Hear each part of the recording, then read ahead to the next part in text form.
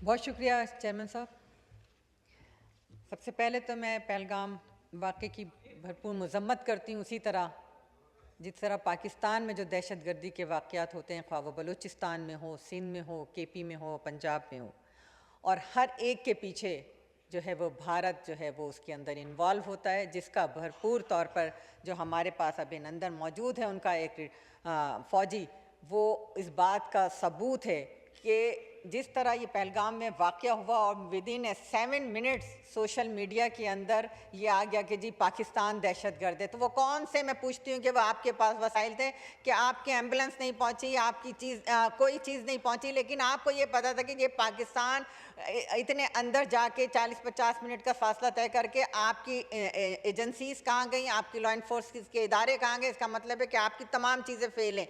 और भारत ने हमेशा इस तरह के इल्ज़ामात बेबुनियाद लगाए हैं। हालांकि पाकिस्तान में जितनी दहशतगर्दी हो रही है, बलूचिस्तान के अंदर जो वाक़यात हैं, कि वो सब इस बात की गमाज़ी करते हैं कि वहाँ सबसे ज़्यादा जो है दहशतगर्दी में भारत जो है वो इन्वॉल्व है। कभी अफ़गानिस्तान के थ्रू होता है, कभी रॉ के एजेंट जो हैं वो पकड़े जाते हैं, लेकिन हमेशा इसने इस तरह की दहशतगर्दी की है। और हम ना सिर्फ उसकी मज़म्मत करते हैं, जिस तरह आपने देखा कि चेयरमैन बिलावल भुट्टो ज़रदारी साहब ने कहा कि अगर तुम हमारा पानी रोकोगे तो तुम्हारा खून बहेगा, और ये उस शहीद मोहतरम जनाब जुल्फ़िकार अली भुट्टो साहब का विजन था, उनका लहजा था, और मोहतरमा बेनज़ीर भुट्टो साहिबा का वो विजन था, जिसकी नौजवान क़यादत ने जब ये बात की तो भारत के ऐवान थरथरा गए, उनकी टांगें कांपने लगी, और उन्होंने फौरी तौर पर चेयरमैन साहब के जो है तस्वीर जलानी शुरू की। ये इस बात की गमाज़ी थी कि वो कांप रहे हैं, उनके ऐवानों के दरो दीवार हिल रहे हैं, और उनका एक्स जो है जिस तरह ट्विटर ब्लॉक किया गया है, उसका मतलब है कि चेयरमैन साहब जो सच्चाई के साथ उन्होंने कश्मीर का मुकदमा लड़ा, जिस तरह उन्होंने पाकिस्तान का मुकदमा लड़ा, जो उन्होंने इस वक्त स्टैंड लिया, भारत इस वक्त उसका जो लहजा है, जो वहाँ का मीडिया है, जिस तरह की वो बात कर रहा है, वो इस बात की गमाज़ी कर रहा है कि वो बौखला चुका है चेयरमैन। और अगर वो एक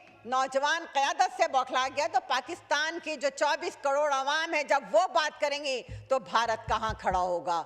आज मैं भारत से पूछती हूँ कि आपने जिस तरीके से दहशतगर्दी की इस मुल्क के साथ, हमेशा जब 71 की वार हो और उसके बाद 65 की हो, हमेशा भारत ने पहल की, लेकिन भारत को हमेशा मुंह की खानी पड़ी। आप अब जिस तरीके से आपने देखा अभिनंदन को यहाँ पर पाकिस्तान की अफवाज ने ना सिर्फ उनके तैयारे मार गिराए, बल्कि उनको हमने अभी तो बिस्किट खिला के चाय पिला के भेजा था, लेकिन हम इसका जवाब भरपूर देंगे। और वो भारत जो कभी इंडिया बनने की कोशिश करता है, कभी कहते हैं मिस्टर इंडिया, फिर वो भारत बनता है जब भारतीय जनता पार्टी आती है, वो मोदी जो गुजरात के अंदर हज़ारों मुसलमानों का कत्ल करता है, जब वो वज़ीर आज़म बनता है तो मुसलमानों पे, भारत के मुसलमानों पे जो है वो ज़मीन तंग कर दी जा रही है। और मैं नहीं कह रही, इंटरनेशनल एदाद शुमार बता रहे हैं कि इस वक्त मुसलमानों की नस्ल कशी की जा रही है, उनकी इबादत गाहों को बंद किया जा रहा है, उनकी इबादत गाहों को मिसमार किया जा रहा है, उनकी यादगारों को मिसमार किया जा रहा है।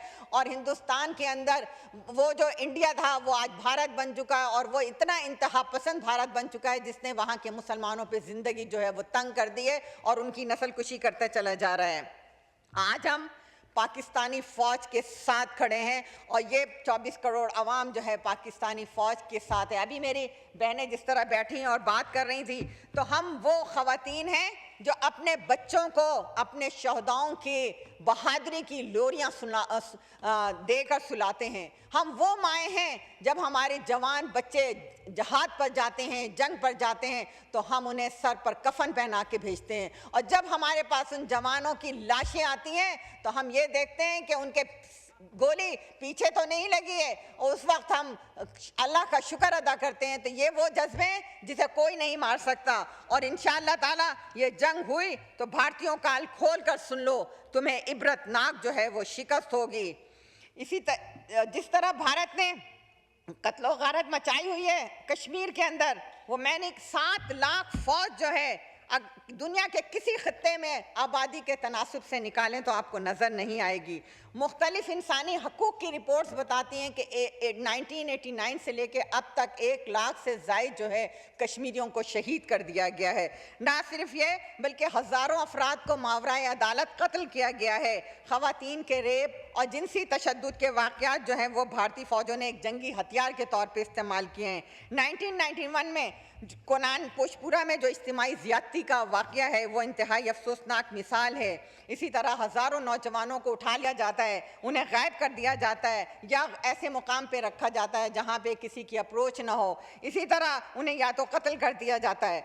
अभी बात कर रहे थे कि जी हमारे पास वज़ीर आज़म की इस वक्त जो है इमरान खान की ज़रूरत है। मैं उनसे पूछना चाहती हूँ कि जब 2019 में भारत ने 370 की आर्टिकल 370 की मनसूखी की और 5 अगस्त को आर्टिकल 370 को मनसूख किया गया, उस वक्त क्या कर रहे थे आप? आधा घंटे सिर्फ खामोश खड़े थे। आपने क्या किया? आपने कहा क्या मैं जंग कर सकता हूँ? ये थे आपके वज़ीर आज़म कि जब पाकिस्तान पर मुश्किल हो, तमाम अपोजिशन जमातें मिलकर बैठे तो उस वक्त आप गायब हो जाते थे। आप तो हमेशा, और ये इस वज़ीर आज़म की हमें बिल्कुल ज़रूरत नहीं जो पाकिस्तान का जो है हर वक्त सौदा करे या कश्मीर का सौदा करे। वाइंड अप कर लीजिए। ये इक़दाम ना सिर्फ अक़वाम मुत्तहिदा की करारदादों के ख़िलाफ़ था बल्कि शिमला माहिदा और आइन की भी खिलाफ वर्जी है। मैं इस वक्त जो कि भारत के हवाले से इस वक्त जो मोदी सरकार वहाँ पे है, जो इलेक्शन आने वाला बिहार का और जो इस तरह के वो मंसूबे बना रही है कि उसे मकबूलियत मिले, तो ये वो मोदी है जिस पे अमेरिका ने पाबंदी आयद कर दी थी दाखिले पर। ये वो मोदी है जिसने कनाडा के अंदर भी सिखों का कत्लेआम किया। ये वो मोदी है जिसने म्यांमार में मुसलमानों का कत्लेआम किया। ये वो मोदी है जिसने बांग्लादेश समेत पाकिस्तान और तमाम इलाकों में जो है कत्लेआम किया। तो मैं इसके कि हम जंग नहीं चाहते हैं, हम अमन चाहते हैं मगर जुल्म के ख़िलाफ़।